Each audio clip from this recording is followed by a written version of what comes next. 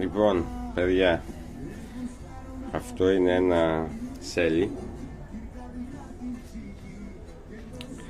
Είναι και 12 και 220.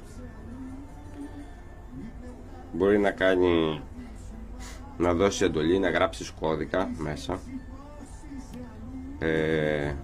να το χειριστείς από το κινητό,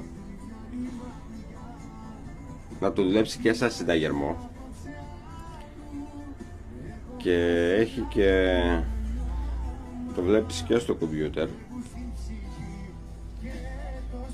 να δώσεις εντολές, ό,τι θες.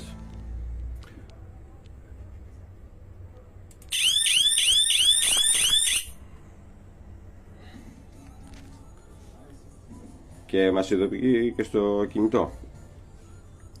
Δηλαδή όταν ανοίξεις μια πόρτα και του δίνεις και πόσο χρόνο θες να χτυπάει, μας ειδοποιεί. Είναι τρομερό.